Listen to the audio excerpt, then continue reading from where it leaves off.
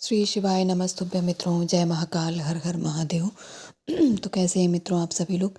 मित्रों, आप सभी लोगों को पता है कि 21 जनवरी को माघ महीने की जो गुप्त नवरात्रि है, बुधवार का दिन है, तीसरा दिन है गुप्त नवरात्रि का। तो आज हम सभी लोग एक नए उपाय की बात करेंगे जो कि माता हेमवती के नाम से करने वाले हैं। और मित्रों, इस उपाय को करने से आपके घर की जो रोग बीमारियां हैं वो तो दूर होंगी ही, साथ में हमारी जो मनोकामना विशेष हैं वो भी पूरी होने वाली हैं। तो बिना देर किए, बिना वीडियो को स्किप किए आप लोग लास्ट तक देखिएगा और मैं जल्दी से आपको बताती हूँ पहला जो आज हम सभी लोग अपनी इच्छा और अपनी मनोकामना को पूर्ण करने वाला उपाय करने वाले हैं। इस उपाय को करने के लिए आपको सबसे पहली जो चीज़ लेनी है वो अक्षत चावल के मात्र 3 दाने लेने हैं। ठीक है मित्रों, अक्षत के चावल के होने चाहिए, यानी कि एकदम टूटा हुआ नहीं होना चाहिए, पूरा का पूरा साबुत 3 दाने लेंगे। इसके साथ ही हमें सबसे पहले लेना है लाल चंदन, 3 चावल के दाने और थोड़ा सा 1 चुटकी मात्र लाल चंदन। इसके साथ ही हमें पीले चंदन की भी आवश्यकता पड़ेगी। तो दोनों चंदन लेने हैं, चाहे गीले हो चाहे सूखे हो, इससे फ़र्क नहीं पड़ेगा। आपके पास दोनों के दोनों चंदन होना चाहिए। कुमकुम का यूज़ नहीं करना है। मैं पहले ही बता देती हूँ कि कुमकुम आपको चंदन के स्थान पे बिल्कुल भी यूज़ करने की आप लोग गलती मत करिएगा। इसके साथ ही हमें लेनी है एक बेलपत्र। बेलपत्र जैसे स्क्रीन पे दिख रही ऐसे ही होना चाहिए, यानी वो कटी पकी और खंडित ना हो। बेलपत्र की बड़ी वाली पत्ती पे आपको लाल चंदन की एक बड़ी सी बिंदी लगानी है और दोनों छोटी पत्तियों पे आपको पीले चंदन की एक एक बिंदी लगा लेनी है।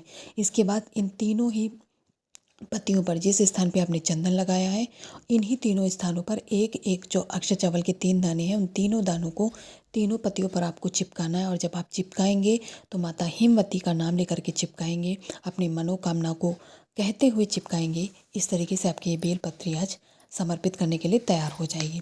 तो ध्यान रखिएगा, जब आप बिंदी लगाएंगे चंदन की, तब भी आपको माता हेमवती का नाम लेना है और चावल का दाना चिपकाते समय भी आपको नाम लेना है। इसके बाद में तांबे का कलश होना चाहिए, उसमें अपने घर का जल लेंगे आप लोग और जल के साथ में गंगा जल जरूर लेंगे, क्योंकि गुप्त नवरात्रि है, माता रानी का दिन है इसलिए।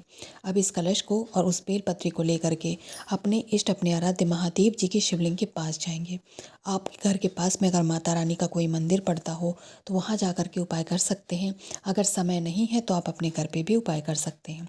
अब जो आपने बेलपत्री तैयार की है, आप सभी लोगों को अच्छे से पता है कि महादेव जी के शिवलिंग पर माता रानी का आखिर स्थान कौन सा होता है ना मित्रों। तो जो माता का हस्त कमल होता है, जहाँ पर माता रानी निवास करती हैं, उसी स्थान पे आपको इस बेलपत्री को समर्पित करना है जो आप घर से तैयार करके लाए हैं। ठीक है मित्रों, आप इस बेलपत्री को घर पे भी तैयार कर सकते हैं और अगर आप नहीं करना चाहते तो आप मंदिर में इसी प्रकार से जैसे बताया है इसी तरीके से आप तैयार कर लीजिएगा। वो आपके ऊपर है कि आप घर पे तैयार कर रहे हैं या जा करके तैयार करते हैं। बशर्ते आपको चढ़ाना माता रानी के हस्तकमल, यानी जो माता का निवास स्थान है वहीं पे समर्पित करेंगे और तब भी आपको अपनी मनोकामना कहते हुए ही समर्पित करना है माता हेमवती के नाम से, तभी आपकी वो मनोकामना पूर्ण होगी।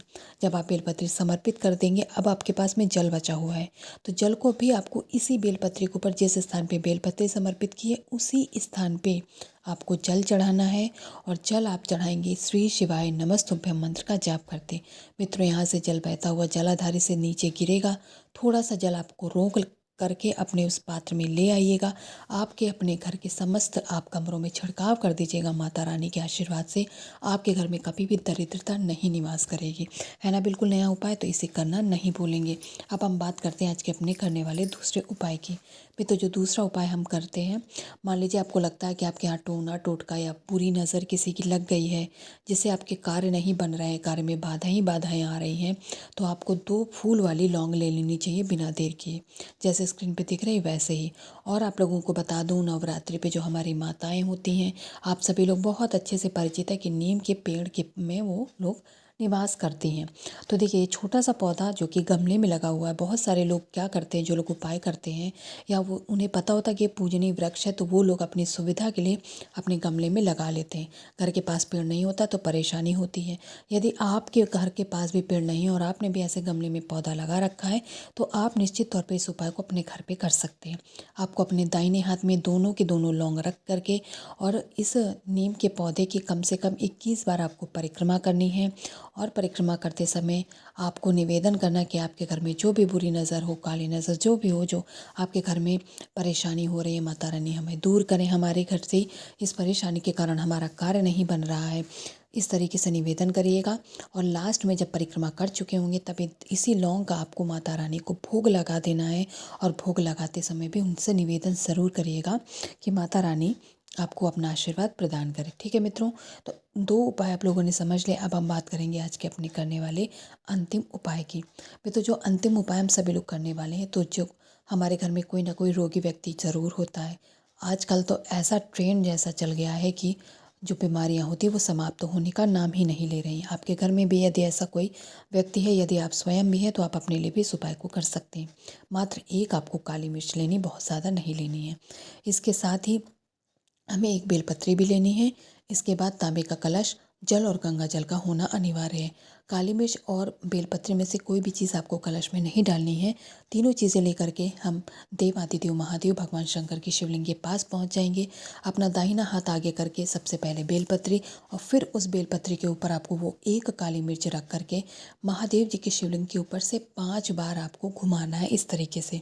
और जब आप घुमाएंगे तब माता हेमवती के नाम से आपको रोगी व्यक्ति का नाम और गोत्र बोल करके उनसे निवेदन करते हुए कि हे माता रानी, गुप्त नवरात्रि का पावन अवसर है, मेरे घर में ऐसा व्यक्ति है जिसको रोग बीमारियां समाप्त ही नहीं होते। आप ऐसा आशीर्वाद प्रदान करें कि इस नवरात्रि वह व्यक्ति स्वस्थ हो जाए, उसके जीवन से ये रोग बीमारियां सदा के लिए समाप्त हो जाए।